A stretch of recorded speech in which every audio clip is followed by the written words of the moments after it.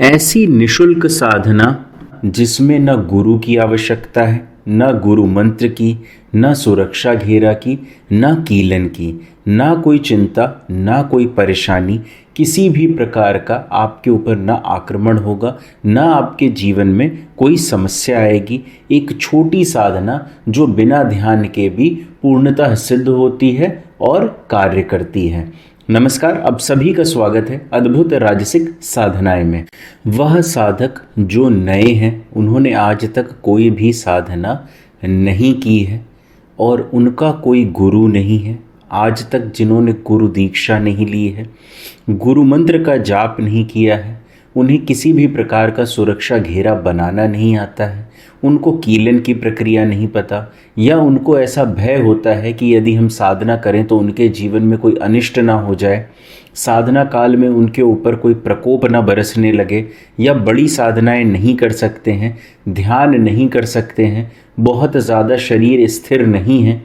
ऐसे साधकों के लिए यह साधना एक वरदान स्वरूप है, जो कि कोई भी साधक इस साधना को सिद्ध कर सकता है और इसका लाभ प्राप्त कर सकता है। निर्धारित नियमों का पालन करते हुए साधक संस्था द्वारा निशुल्क सामग्री प्राप्त कर सकते हैं। पूर्ण जानकारी हेतु नीचे डिस्क्रिप्शन बॉक्स में दिए गए टेलीग्राम चैनल के लिंक से टेलीग्राम चैनल अवश्य ज्वाइन करें। इस शक्ति की उत्पत्ति जब ऋषि अपने अनुष्ठान करते थे तो नाना प्रकार के पाशविक प्रवृत्ति के जानवर, शक्तियाँ उनके हवन में, उनके साधना प्रक्रिया में बाधा डालती थीं। ऋषियों ने तांत्रिकों के साथ मिलकर एक प्रचंड हवन किया, जिसमें नाना प्रकार की शक्तियों का उत्पत्ति हुई, जिसमें बेताल, यक्ष, गण, भूत आदि उत्पन्न हुए, और यह सब उसकी अग्नि से उत्पन्न हुए। और उस अग्नि से जितने भी गण उत्पन्न हुए, उन सब को महर्षियों ने, ऋषियों ने आश्रम की, वन की सुरक्षा हेतु निर्धारित किया। लेकिन उसके बाद इतनी शक्ति, इतने आवाहन से जो भस्म बनी हुई थी, हवन की जो राख बनी हुई थी, उनसे भी अनेक बेतालों की उत्पत्ति हुई, जिसमें से एक बेताल यह भी है जो विभूति से बनता है, भभूत बेताल। साधना पूर्ण होने के बाद भी आपको इसी विभूति की प्राप्ति होती है, जिसे 3 प्रकार से प्रयोग किया जाता है। प्रथम, जब मनुष्य स्वयं के मस्तक पे उसे धारण करता है। द्वितीय, जब वह किसी के भोजन में उस विभूति के कुछ कण मिला देता है। तृतीय, वही विभूति वह अगले व्यक्ति के ऊपर छिड़क देता है। यह 3 प्रयोग प्रक्रियाएं हैं। अब इनसे मिलने वाले क्या लाभ होते हैं, आगे हम समझेंगे। वह साधक जो साधना करने में सक्षम नहीं है, उनके लिए संस्था द्वारा माता बगलामुखी का हवन माता के मंदिर प्रांगण में करवाया जाता है। साधक जो नाना प्रकार की समस्याएं, जैसे शत्रुनाश चाहते हैं, अपनी उन्नति चाहते हैं, अपनी प्रगति चाहते हैं, धनार्जन करना चाहते हैं, अपनी ग्रहों की समस्या से मुक्ति चाहते हैं, वह इस हवन को अवश्य करवाएं। यह सम्मोहन विशेष साधना है, जिसके प्रयोग में आपने समझा कि मस्तक पे विभूति लगाने, किसी के ऊपर विभूति छिड़क देने और किसी के भोजन में विभूति मिला देने से व्यक्ति दूसरे व्यक्ति से अपने समस्त कार्य करवा सकते हैं। सबसे ज़्यादा प्रभाव विभूति यदि भोजन के माध्यम से किसी के शरीर में जाती है तो पूर्ण मस्तक को नियंत्रित कर लेता है मनुष्य। उसके बाद प्रभाव जब मनुष्य किसी के सिर पर इसको छिड़कता है तो उससे आता है, और उसके बाद जो प्रभाव मिलता है वह आप जब अपने मस्तक पे इस विभूति को लगा के किसी के समक्ष जाते हैं तो उस समय आता है। इसके प्रयोग की आवश्यकता धरती पर जितने भी मनुष्य हैं उन सभी को है, क्योंकि सभी मनुष्यों का कार्य किसी न किसी दूसरे व्यक्ति पर अवश्य निर्धारित होता है। यदि आप ज्योतिष, हस्तरेखा एवं न्यूमरोलॉजी का बेसिक सीखना चाहते हैं तो संस्था द्वारा यह पुस्तक प्रकाशित की गई है, जिसे आप टेलीग्राम चैनल के माध्यम से प्राप्त कर सकते हैं। साधना अनुभव, एक वकील के द्वारा जब तक इसका प्रयोग किया गया, उन्होंने अपने जीवन में कभी कोई केस नहीं हारा। एक इंजीनियर द्वारा इसका प्रयोग करके सर्वाधिक प्रमोशन प्राप्त किया गया, एवं साथ ही साथ उन्होंने अपने जीवन में समस्त कार्य दूसरों से करवाए। वह साधक जिन्हें साधना से लाभ प्राप्त हुआ है अथवा जो इच्छुक हैं, वह लखनऊ आश्रम के निर्माण कार्य हेतु अपना आर्थिक सहयोग अथवा श्रमिक सहयोग अथवा समान रूपी सहयोग भी प्रदान कर सकते हैं। साधना सामग्री एवं साधना विधि। साधना सामग्री में मिट्टी का सकोरा, शिवलिंगी के बीज, इमली का कोयला एवं कमलगट्टे की माला, काला आसन, काला कपड़ा, काली टोपी सर पे धारण करने हेतु। मिट्टी के सकोरे में कोयला जलाने के बाद हर बार मंत्र पढ़ने के बाद एक शिवलिंगी का बीज आपको उसमें डालना है। इस प्रकार से जो विभूति बनेगी वही आपकी वह विभूति है जिसको आपको प्रक्रिया के लिए प्रयोग करना है। साधना की विधि एवं मंत्र निःशुल्क एवं सार्वजनिक रूप से टेलीग्राम चैनल पर उपलब्ध है। कृपया अवश्य ज्वाइन करें, लिंक नीचे डिस्क्रिप्शन बॉक्स में है। साधना की विस्तार पूर्वक विधि। साधकों को कम समय में साधना प्राप्त हो सके इसलिए जो चुनिंदा चीज़ें हैं वह मैंने शुरुआत में ही बता दी हैं और साधना विधि इतनी ही है, लेकिन अब मैं आपको इस साधना को विस्तार पूर्वक समझाने जा रहा हूँ। अतः इच्छुक साधक जो इस साधना को करना चाहते हैं वो इस साधना विधि को पूर्ण विस्तार पूर्वक समझें। मैंने पिछले कुछ समय में पाया कि साधक बहुत कम समय में साधना की पूरी विधि जानकारी प्राप्त करना चाहते हैं, उससे होने वाले लाभ प्राप्त करना चाहते हैं। इसलिए मैंने 5 मिनट में पूरी साधना इनके समक्ष प्रस्तुत कर दी है। इसका कारण यह है कि साधकों के पास समय ही नहीं है और मैं आज तक ये नहीं समझ पाया कि वह साधक जो इतने कम समय में साधना की प्राप्ति करना चाहते हैं वह कैसे स्थिर होकर साधनाओं को अपने जीवन में करेंगे। लेकिन जैसी साधकों की इच्छा हमें प्रस्तुति करने में उसमें कोई भी समस्या नहीं है। यदि वह समय आ जाएगा जब साधकों को 20 सेकंड में साधना जाननी होगी तो हम 20 सेकंड में भी बता देंगे और लिखित जो प्रक्रिया होगी वह टेलीग्राम पर उपलब्ध रहेगी। अब हम समझते हैं इस साधना को पूर्ण विस्तार से जो साधक समझेंगे उनकी गलतियां करने की जो प्रक्रिया होगी बहुत कम होगी, एकदम नामात्र बराबर ही उनसे गलती होने की संभावनाएं रहेंगी। इस साधना का निर्माण कैसे हुआ इसको समझें कि जैसे एक समय पे ऋषि होते थे, तांत्रिक होते थे, है ना, धर्माचार्य होते थे। ये सब क्या करते थे, जब अपनी पूजा आदि करते थे, हवन आदि करते थे, तो उस समय बहुत तरीके के उपद्रवी वहाँ पर आते थे, जो शायद कह लीजिए वो नास्तिक होते थे या राक्षस होते थे या कुछ ऐसे गण होते थे जो परेशान करते थे उन्हें। ऐसे अनेक जानवर होते थे जो उनको परेशान करते थे। तो नाना प्रकार से जब आपके जीवन का एक ही ध्येय हो और उसमें भी समस्याएं आती रहें तो आदमी परेशान हो जाता है। तो फिर अकेले अकेले ना कोई उसका कुछ निस्तारण कर नहीं पा रहा था कि कैसे ख़त्म करें इन समस्याओं को।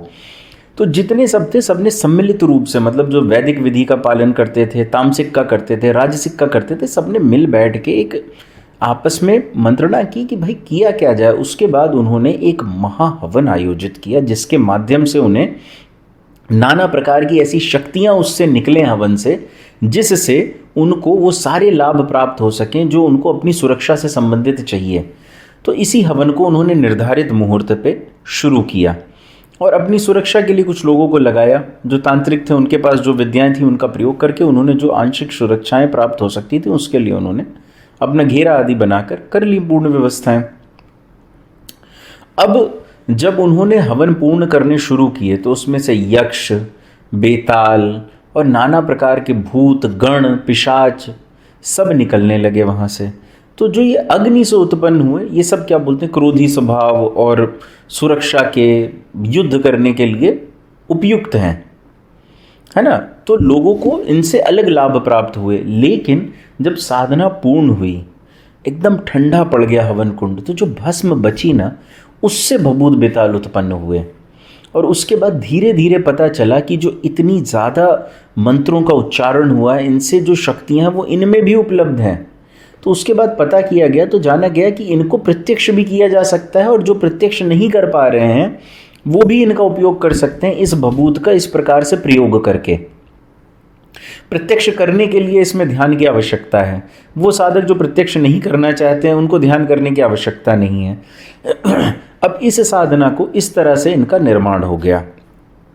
अब जो इस साधना को जो भभूत बनी उसको उपयोग कैसे करते हैं, इस भभूत को उपयोग करने के 3 तरीके हैं। पहला, जो साधक अपने मस्तक पे इस विभूति को लगा ले, है ना, जैसे विभूति ली, मस्तक पे लगाई और किसी के भी पास चला जाए। अब देखिए, जिसके पास जाए प्रयास करे उससे सिर्फ वही कार्य ले जो उसके दैनिक जीवन में आवश्यक है, जिससे उसको उन्नति मिलती है। किसी महिला के पास जाकर कुछ गलत सलत बातें करना या कुछ ऐसा करना उचित नहीं है। साधना का उस तरीके का प्रयोग करना बिल्कुल ही उचित नहीं है।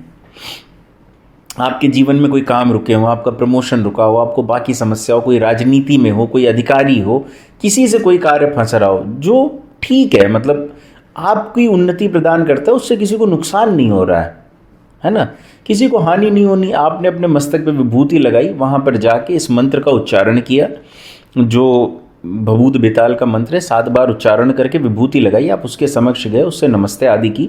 वो जैसे ही आपके मस्तक की ओर देखेंगे वह आपका कार्य करने के लिए बाधित हो जाएंगे। यह इस जो बेताल है इसकी ये शक्तियों का अधीन हो जाता है सामने वाला व्यक्ति। ये सम्मोहन प्रक्रिया है एक तरीके से, है ना। अब वो व्यक्ति जो चाहते हैं कि नहीं, मेरा कोई बहुत बड़ा कार्य है जो रुका ही हुआ है। अब देखिए, जिसको आप नहीं जानते हैं उसके सामने आप भभूत लगाकर ही जा सकते हैं, उसको ना खिला सकते हैं ना उसके ऊपर छिड़क सकते हैं। किसी के पास जाएंगे, अचानक से भभूत छिड़केंगे उसके ऊपर तो मार पिटाई ज़रूर हो जाएगी। तो ऐसा कार्य करने की आवश्यकता ही नहीं है। जहाँ पर आप सहयोगी हो, कर्मचारी हो या कुछ वैसा हो, कई बार आदमी के नौकर नहीं रुकते, आदमी उनके ऊपर छिड़क देता है कि हमारी बात माने, हमारा काम करे। तो इस तरीके से इसका प्रयोग होता है ना। अपना अधिकारी ये नहीं सुन रहा है, कभी आते जाते थोड़ी सी छिड़क दी है और सामने लगा के चले गए। कोई बहुत बड़ा कार्य है, कोई मान लीजिए जो बावर्ची है उसने क्या बोलते हैं यही साधना की तो अपने मालिक के खाने में थोड़ा सा मिला के दे दी, है ना। तो साफ सफाई से करेंगे। वैसे भी राख में तो बहुत कमी गंदगी या कोई कीट वीट पलते हैं, है ना, ऐसा है नहीं। तो इस प्रकार से इसका प्रयोग होता है। अब इसकी साधना विधि जो है वो समझने से पहले इसका जो अनुभव रहा है ना उसको समझिए। अनुभव तो बहुत सारे हैं, है ना, लेकिन 2 मैं आपको बताना चाहूँगा। एक थे लॉयर थे, उनका काम चलता नहीं था, बिल्कुल बहुत परेशान थे। उन्होंने इस साधना को की थी, अब तो चलिए नहीं रहे वो। उन्होंने जब किया था तो वो इसका प्रयोग करते थे अपने जीवन में, क्लाइंट भी ढूंढने के लिए और उनके लिए केस जीतने के लिए भी। अब मैं बहुत ज़्यादा विस्तार से इसको बोलना ठीक नहीं होगा, अब आप लोग समझ सकते हैं कि, है ना। तो इसका प्रभाव बहुत ज़्यादा होता था। या तो उनको वैसे ही क्लाइंट मिलते थे जिनका वो स्वतः केस जीत जाते थे, या तो उनकी मस्तिष्क की प्रक्रियाएं वैसी हो जाती थी, उनसे ऊर्जाएं ऐसी निकलती थी। तो देखिए, इसका जो आध्यात्मिक गुण है क्या है वो मैं कह नहीं सकता अभी, लेकिन ये है कि जब आप इसका प्रयोग करते हैं तो सामने वाला आपके अधीन रहता है। एक व्यक्ति और थे जिन्होंने इसका प्रयोग किया था और इसके प्रयोग से उन्होंने अपने जीवन में कई सारे प्रमोशन प्राप्त कर लिए। अपना काम कभी खुद नहीं करते थे, दूसरों से करवा लेते थे, है ना। तो इस तरीके नाना प्रकार के प्रयोग रहे इसके। बहुत अच्छी साधनाओं में से एक है। ना तो कोई गुरु मंत्र की ज़रूरत, ना कोई संस्था में आपको पता ही है कि इस प्रकार की किसी चीज़ की आवश्यकता ही नहीं होती है। मार्गदर्शक मित्र वाला यहाँ पे रिश्ता है, गुरु शिष्य जैसा कुछ है नहीं। सुरक्षा घेरा आदि इसमें आवश्यकता होती नहीं है ना। बस सिर्फ साधना करनी है। साधना पूर्ण होने के बाद जब आप इसकी विभूति का उपयोग करेंगे तो वो कार्य करेगी। अब इसमें देखिए, प्रयोग समझ लिया आपने कैसे करना है, क्या लाभ मिलते हैं आपने वो भी समझ लिया। अब इसकी साधना सामग्री समझिए। देखिए, इसमें संस्कारित कमलगट्टे की माला उपयोग होती है। सबसे बढ़िया चीज़ यही है कि कमलगट्टे की माला पे लंबे मंत्र करना आसान रहता है। छोटी माला पे क्या होता है कि वो फिर लटकती है, फिर हाथ दुखता है। कमलगट्टे की माला क्या है, उसमें ऐसी समस्या नहीं। दाहिने हाथ में कमलगट्टे की माला पकड़ लें, बाएं हाथ में शिवलिंगी का बीज पकड़ लें, और उसके बाद आपको एक एक आहुति एक एक मंत्र के बाद डालनी है। होता क्या है कि जो कोयला होता है उसको इमली का ही उपयोग करना है, ये ध्यान रखना अत्यंत आवश्यक है। बाजार में बबूल और लोहे दोनों का कोयला मिलता है। लोहे का कोयला जैसे ये जो प्रेस करने वाले होते हैं ये इस्तेमाल करते हैं क्योंकि लंबा जलता है। बबूल का भी कोयला अंगीठी में इस्तेमाल कर लेते हैं कई लोग, है ना, वरना ये जो क्या बारबेक्यू करते हैं उसमें इस्तेमाल कर लेते हैं। लेकिन जो ये साधना है ना, इसमें इमली का ही कोयला इस्तेमाल किया जाता है। और ये चीज़ आपको समझनी होगी कि इमली का ही कोयला लें, गलती ना करें। इमली का कोयला जब जलता है ना तो एक खुशबू देता है, तो आपको पता होना चाहिए। और मैंने इमली के पेड़ के विषय में बताया ही है, तो अब आप समझ सकते हैं कि इमली का ही कोयला क्यों इस्तेमाल करना है यहाँ पे। अब क्या होता है कि जो शिवलिंगी के बीज हैं वो आपको पहले से ही साफ कर लेने हैं। शिवलिंगी के बीज गंदगी से भी बहुत आते हैं। शिवलिंगी का बीज देखेंगे ना आप, तो दोनों साइड से एक बीज होता है जिस पे शिवलिंग बना रहता है, देखने में बहुत सुंदर लगता है। अब शिवलिंगी का बीज साफ कर लें पहले से, या तो साफ सुथरा 1-1.5 किलो बीज खरीद लें। इतने की ज़रूरत मोटा मोटी पड़ सकती है, इससे ज़्यादा की नहीं पड़ेगी। अब जब इसको आप साफ सुथरा कर लें, सब कुछ कर लें, मंत्र अच्छे से याद कर लें। मंत्र बहुत ही सुंदर है, बहुत अच्छे से याद करें इसका मंत्र, है ना। अब क्या है, जो मिट्टी का सकोरा है उसका भी चयन बहुत कठिन हो जाता है कई बार। मिट्टी का सकोरा क्या होता है कि वो टूटता बहुत जल्दी है गर्मी से, इसलिए पकी हुई मिट्टी का भरपूर मजबूत सकोरा इस्तेमाल कीजिए। जब मिट्टी पक जाती है ना, उसका जो सकोरा रहता है वो टूटता नहीं है। अगर मिट्टी का सकोरा नहीं मिलता है, जो हांडी होती है उसको हल्का सा ना अपने हाथों से लेके आरी से काट लीजिए और गोलाकार बना लीजिए, वो भी नहीं टूटती है गर्म ठंडे से ज़्यादा, है ना। तो उसका इस्तेमाल कर सकते हैं। वरना आप अगर एक जो कुम्हार होता है उसके पास जाएंगे, उसको बता देंगे कि हमको एक सकोरा दे दो, हमें उसमें बारबेक्यू करना है या कोयला जलाना है रोज़, लेकिन टूटे ना, तो वो बना कर भी दे देते हैं, उनको आइडिया होता है ना। और मुश्किल से मुश्किल 45 मिनट 50 मिनट लगता है साधना करने में पहले दिन, और आखिरी दिन में तो 20-25 मिनट में ही हो जाती है, क्योंकि मंत्र अच्छे से रटा रहेगा तो और जल्दी ही हो जाएगी, है ना। और अब करना क्या है कि एक बाउल अपने पास रख लें जिसमें आप ये शिवलिंगी के बीज रख लें, एक में माला पकड़ लें, काला कपड़ा पहन लें, काला आसन बिछा लें, पूर्व दिशा की तरफ आपको मुख करना है। मिट्टी के सकोरे के नीचे कोई लकड़ी का या कुछ भी ऐसा रख दें जो कुचालक हो, है ना, उसके नीचे रख दें। अब उसके बाद कोयला पहले से जला लें, है ना। कोयला जलाने में समय लगता है ना। एक कोयला जलते साथ ही सारा नहीं जलेगा, तो कम से कम जैसे मान लीजिए आपने आधा किलो कोयला जलाना है, तो अपना 200-250 ग्राम कोयला जलाकर और बाकी जो नीचे कोयला बचा है ना उसके ऊपर रख दें, और प्रयास करें कि कुछ बहुत हल्का, जिससे मतलब सिर्फ बहुत हल्का हल्का हवा आए लेकिन भभूत उड़े नहीं, है ना, उस तरीके का कुछ आप अपने पास रख लें जिससे हल्की हल्की मध्यम हवा चलती रहे उसके ऊपर। क्योंकि अगर हवा हल्की हल्की नहीं चलेगी ना, बुझ जाएगा वो, और बुझते साथ ही साधना खराब हो जाएगी, चाहे पहले दिन बुझे चाहे आखिरी दिन बुझ जाए साधना के। इसलिए कुछ हल्का सा रखें जिससे वो जलता रहे, और बीच में कोयला डालने की ज़रूरत नहीं है। अगर 200-250 ग्राम कोयला जला लिया और आधा किलो कोयला रख लिया, उसके ऊपर रख दिया, तो पूरा हो जाता है। और आँच उसमें रहना आवश्यक है, आग नहीं जलती रहती, एकदम लाल नहीं दिखता, उसमें आँच रहेगी। आप जैसे ही बीज डालोगे वो चिटकेगा और धुआं करेगा, और जो धुआं है वो गंध के रूप में आपके अंदर जाना आवश्यक है। इस चीज़ को भी समझिएगा, है ना। आंखें खुली रहें बंद रहें कुछ खास फर्क नहीं पड़ता, लेकिन अगर आंखें बंद करके पूर्ण मानसिक जब भ्रूमध्य पे ध्यान केंद्र करके करेंगे ना, तो बहुत जल्दी बहुत प्रभावी और बहुत शक्तिशाली भभूत इसकी निर्मित होती है। तो इस चीज़ का भी आपको ध्यान रखना आवश्यक है कि इस प्रक्रिया को फॉलो करें। और जिनको मंत्र जप माला आदि करना नहीं आता है ना, नीचे डिस्क्रिप्शन बॉक्स में 3 वीडियो दिए हुए हैं साधना नियम के, उनको पूरा अवश्य देखें। देखिए, ये जो बड़ा भाग है ना, इसमें मैं कोई एडिटिंग करी नहीं जा सकती है संस्था द्वारा, इसलिए इसमें एक ही फ़ोटो रहेगी। जो आपको मतलब सुनने में अच्छा लगे आप सुन लीजिए, वह साधक जिनको थोड़ा जल्दी सुनना है 2x पे करके सुन लीजिए, 1.5x पे करके सुन लीजिए। अब ये है क्या कि रोज़ की 5 माला करनी होती है इसमें मात्र, और 21 दिन की साधना है। जो रोज़ की भभूत होती है छान के अलग रख लें, जो लकड़ी जो कोयले बचते हैं उनको अलग कर दें। जो कोयले होंगे वो बाद में विसर्जित होंगे, जो भभूत होगी वो आपके पास रहेगी। 100 ग्राम भी भभूत ना ज़िंदगी भर चल जाएगी आपकी। छान के रख लीजिए अपना भभूत, और उसके बाद उसको प्रयोग कीजिए। मिट्टी के बर्तन में रख लीजिए या कांच के बर्तन में रख लीजिए, क्योंकि नमी नहीं पकड़नी चाहिए, नमी पकड़ेगी तो खराब हो जाएगी। और यदि कोई साधक मतलब जब इसको एक बार कर लेता है ना, उसको सिद्धि प्राप्त हो जाती है, तो उसको इतनी अंदर से शक्ति आ जाती है कि उसके बाद उसे कुछ कहा नहीं जा सकता। कई साधक ऐसा भी करते हैं, इसी साधना को ना हर 6-6 महीने पे रिपीट कर लेते हैं। तो क्या करते हैं, कुछ पुरानी भभूत रहती है, कुछ नई भभूत बनती है, फिर दोनों को मिक्स करते हैं। इसी तरीके से कई बार इस साधना को करने से जो विभूति तैयार होती है ना, वो अत्यंत शक्तिशाली हो जाती है। वैसे तो क्या होता है कि आप एक व्यक्ति के समक्ष जाएंगे तो आपका कार्य करता है। जब मनुष्य कई बार इस साधना को कर लेता है ना, तो जो इससे विभूति तैयार होती है ना, कई बार समूह के लिए भी बहुत लाभदायक हो जाती है। जो लोग राजनीति में अपना कदम जमाना चाहते हैं ना, वो समूह के लिए भी इसको समूह सम्मोहन में भी कार्य आती है।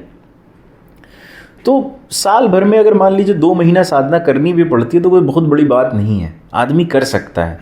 लेकिन वही है कि अब अपनी इच्छा है कि कितना मेहनत करना चाहते हैं आप। सेम चीज़ है, जितना गुड़ डालेंगे उतना मीठा होगा इस साधना के साथ। बहुत ही अद्भुत साधना है, कोई नुकसान कुछ नहीं करती कभी अपने साधक को। और यदि साधक ध्यान करने लगे इसी साधना काल में और साधना के बाद कुछ बेसिक क्रियाएं कर ले तो इसका प्रत्यक्षीकरण भी हो जाता है। और उसके बाद प्रत्यक्षीकरण हो गया, फिर तो कोई नियम कानून मैटर ही नहीं करता ना, फिर तो आप अपना सामने से अपनी बातें रख के इस चीज़ को पूरा कर सकते हैं। तो ये साधना विधि हो गई, साधना नियम हो गए।